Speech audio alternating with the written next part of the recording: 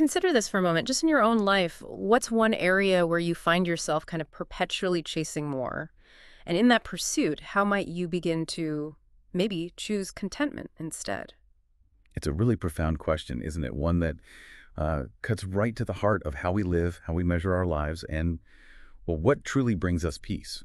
Today, we want to explore a path toward deep satisfaction, a way to live a life that's truly fulfilled, independent of all the shifting sands of external circumstances. Mhm. And it's not just some beautiful ideal, it feels like a profound possibility for each one of us. Absolutely. And this journey, this exploration we're kind of embarking on, it's fundamentally about understanding what it genuinely means to have, well, enough.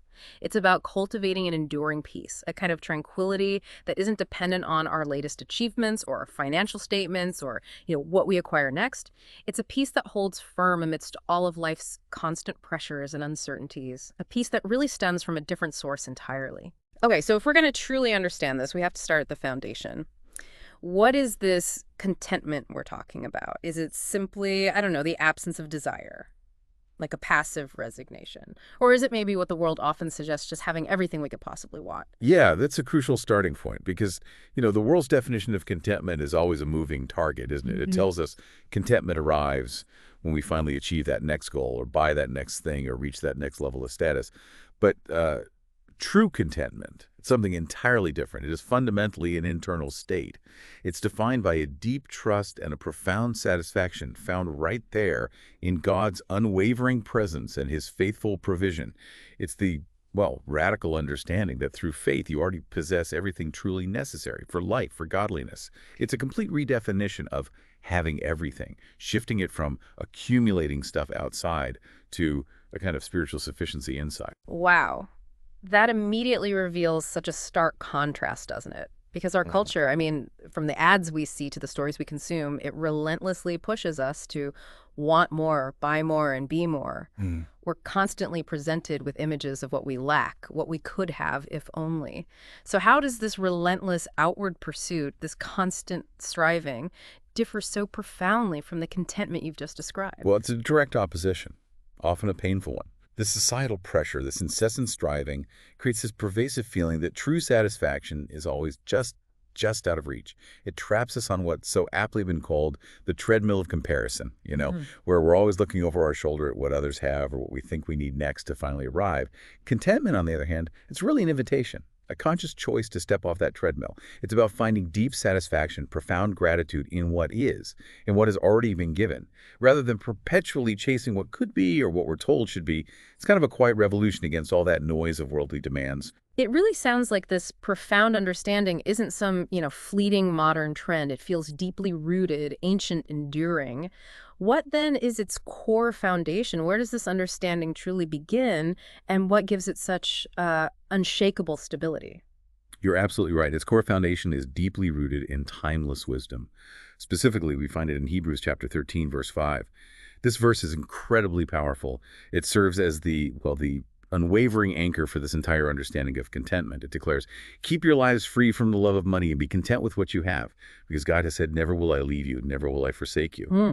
Never will I leave you, never will I forsake you. Those words carry such weight, such immense comfort. They really do.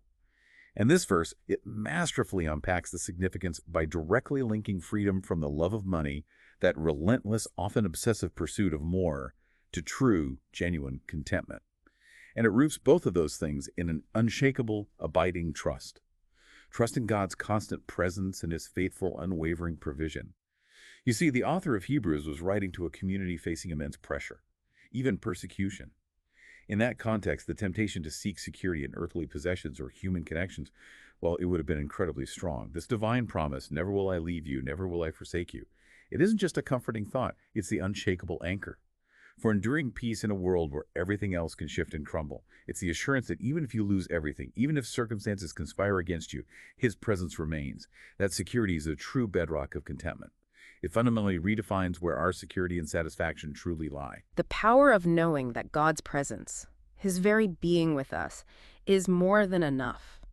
That truly shifts our entire perspective, doesn't it? It completely reorients our focus, moving us away from measuring our worth or our security by, material gain, and moving us toward embracing a spiritual sufficiency that no market fluctuation can diminish and no thief can steal.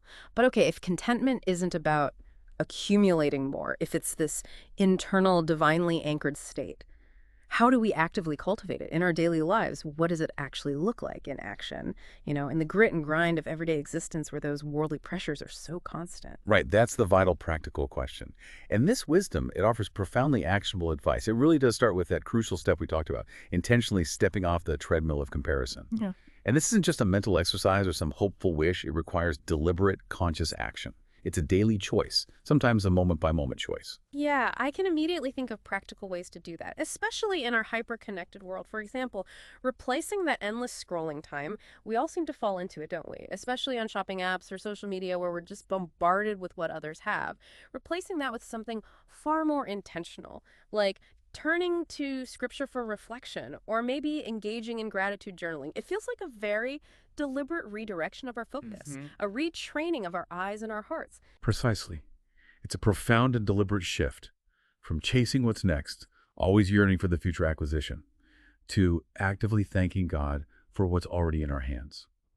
This practice of gratitude, of recognizing, acknowledging the blessings already present, it isn't just a nice habit or, feel-good exercise.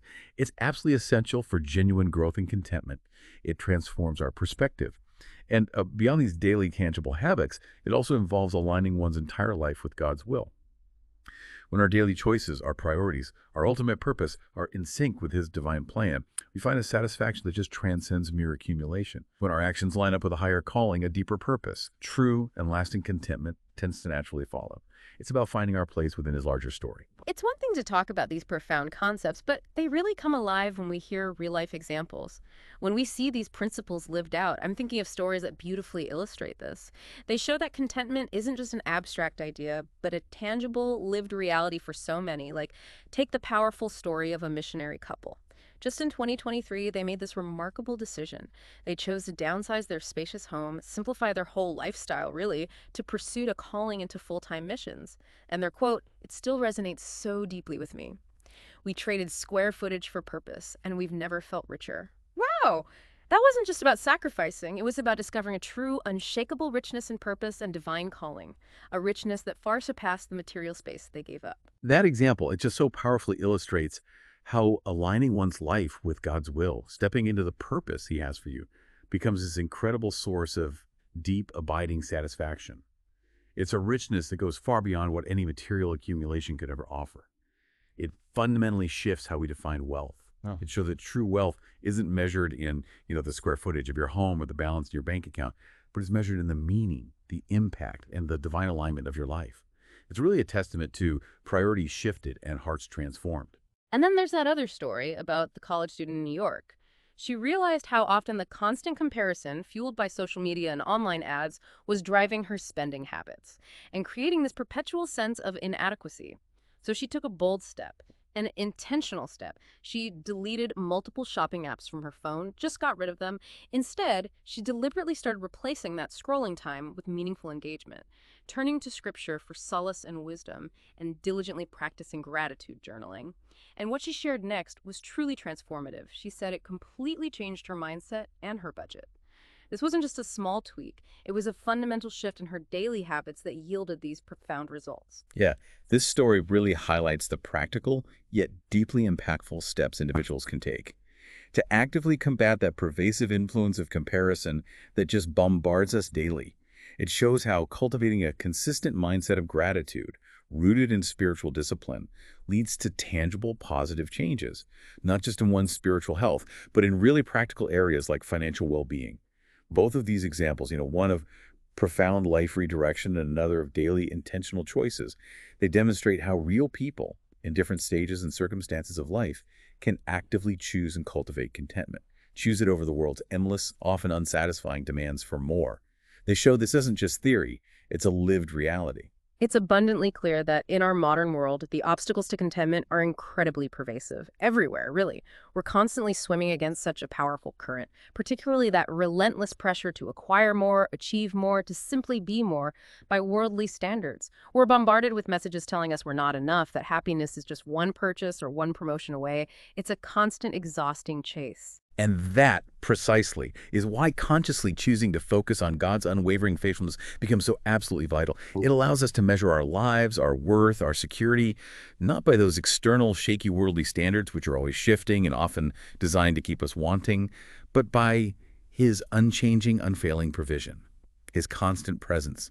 When our security is anchored in Him, what the world offers, or indeed what it takes away, it loses its ultimate power to define our peace or our joy, or our sense of enough that is true liberation. And what's the ultimate result then of living with that kind of profound perspective anchored in such truth? What kind of peace does that truly offer us day in and day out?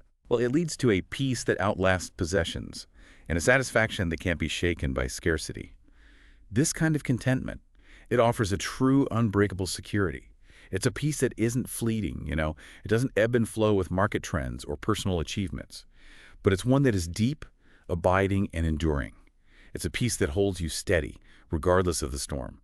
So really, in summary, true, unshakable peace isn't found in perpetually having more or achieving more or frantically trying to be more in the world's demanding eyes.